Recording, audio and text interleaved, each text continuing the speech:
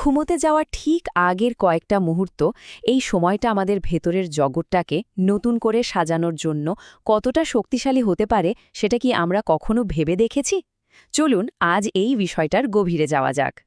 আচ্ছা, ব্যাপারটা কেমন হবে যদি দিনের একদম শেষের মাত্র 10টা মিনিট পরের পুরো দিনটাকেই বদলে দেয়? শুনতে অবাক লাগলেও এই দারুণ আইডিয়াটাই কিন্তু আমাদের আজকের আলোচনার মূল বিষয়। তো এই কৌশলটা ঠিকঠাকভাবে কাজে লাগাতে হলে সবার আগে আমাদের ভেতরের দুটো মনকে বুঝতে হবে। হ্যাঁ, আমাদের সবার মধ্যেই কিন্তু দুটো আলাদা মন আছে, আর তাদের কাজও কিন্তু একদমই আলাদা। এখানে পার্থক্যটা খুব সুন্দর করে দেখানো হয়েছে। দেখুন, একদিকে আছে আমাদের সচেতন মন, মানে যেটা লজিক দিয়ে চলে, সবকিছু বিচার বিশ্লেষণ করে। আর আমরা যখন ঘুমাই তখন এটাও কিন্তু রেস্ট নেয়। কিন্তু অন্যদিকে আছে আমাদের অবচেতন মন, এটা পুরোপুরি আবেগ দিয়ে চলে। আর সবচেয়ে মজার ব্যাপার কি জানেন?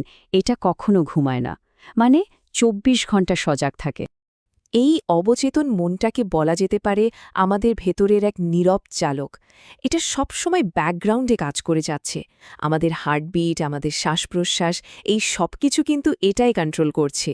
শুধু তাই না, আমাদের অনেক গভীরে থাকা বিশ্বাসগুলো, বছরের পর বছর ধরে তৈরি হওয়া অভ্যাস, সব কিছুর চাবিকাঠি কিন্তু এর হাতে। মানে এটা এমন এক পাওয়ারফুল সিস্টেম যেটা সবসময় অন থাকে। যেহেতু অবচেতন মনটা সবসময় অ্যাক্টিভ, তাই দিনের একটা বিশেষ সময় আছে যখন একে প্রভাবিত করাটা সবচেয়ে সহজ হয়ে যায়।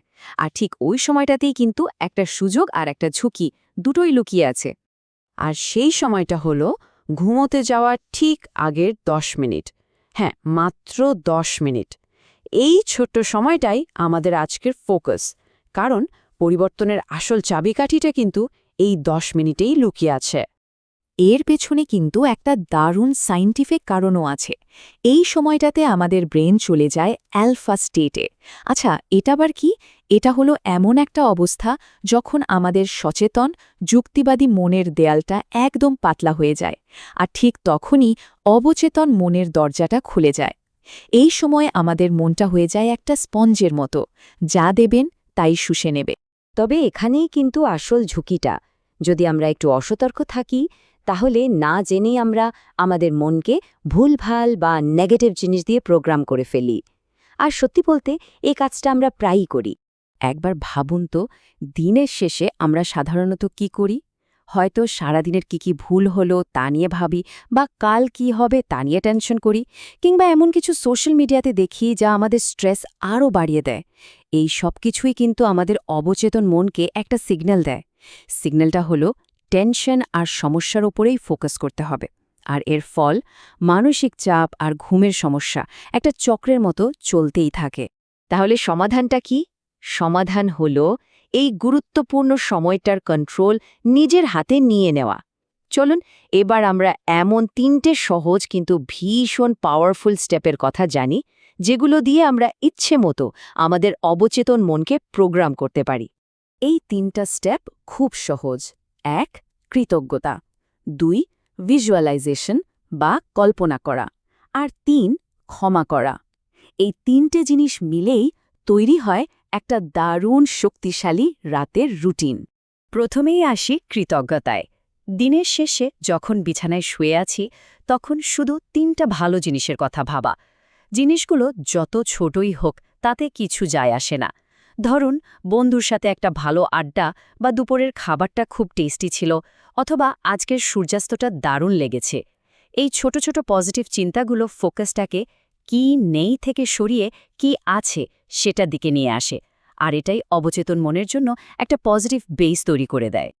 এর পরের স্টেপটা হলো ভিজুয়ালাইজেশন। এর মানে হলো আমাদের লক্ষ্যগুলো যেন আমরা ইতোমধ্যেই পেয়ে গেছি ঠিক সেভাবে কল্পনা করা। আমি এটা করতে পেরেছি, বা আমি এখন এমন, এই ধরনের কথা ভেবে পুরো ছবিটা মনে আঁকা। এটা আসলে আমাদের অবচেতন মনকে একটা পরিষ্কার নকশা গিয়ে দেয় যে তাকে কোন দিকে কাজ করতে হবে। এখানে একটা খুব গুরুত্বপূর্ণ কথা আছে। আমাদের অবচেতন মন কিন্তু বাস্তব ঘটনা আর খুব পরিষ্কারভাবে করা কল্পনার মধ্যে কোনো পার্থক্য বোঝে না। তার মানে আমরা যখন কোনো কিছু খুব জীবন্তভাবে কল্পনা করি, আমাদের মন সেটাকেই কিন্তু সত্যি বলে ধরে নেয়। তবে এখানে একটা ট্রিক আছে, আর এটাই সবচেয়ে জরুরি। শুধু লক্ষ্যটা নিয়ে ভাবলেই হবে না, লক্ষ্যটা পূরণ হলে ঠিক কেমন লাগবে সেই ফিলিংসটাকেও আনতে হবে, সেই আনন্দ, সেই গর্ব, সেই স্বস্তির অনুভূতি। কারণ আবেগই হলো সেই ভাষা যেটা আমাদের অবচেতন মন সবচেয়ে ভালো বোঝে। আর আমাদের শেষ ধাপটা হলো ক্ষমা।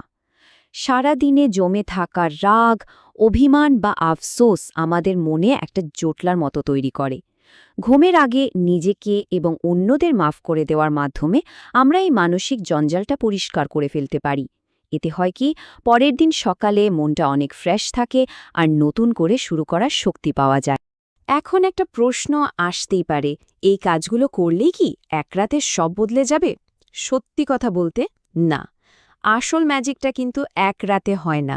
আসল শক্তিটা লুকিয়ে আছে রোজ রোজ করার মধ্যে, মানে ধারাবাহিকতায়। ছোট ছোট স্টেপগুলোই সময়ের সাথে সাথে অনেক বড় পরিবর্তন নিয়ে আসে। এর কারণটা খুব সহজ।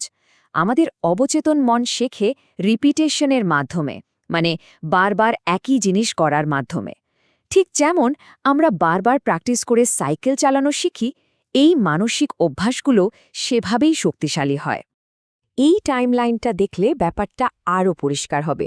ধরুন, প্রথম রাতে আমরা একটা বীজ বুনলাম।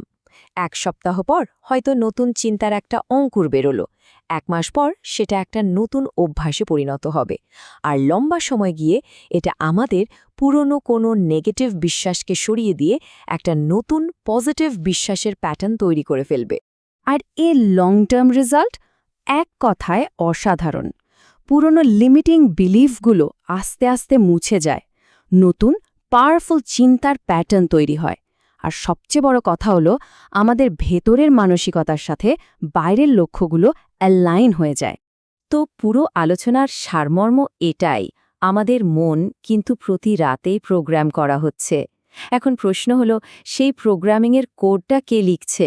আমরা নিজেরা নাকি আমাদের চারপাশের পরিস্থিতি? সিদ্ধান্তটা কিন্তু আমাদেরই।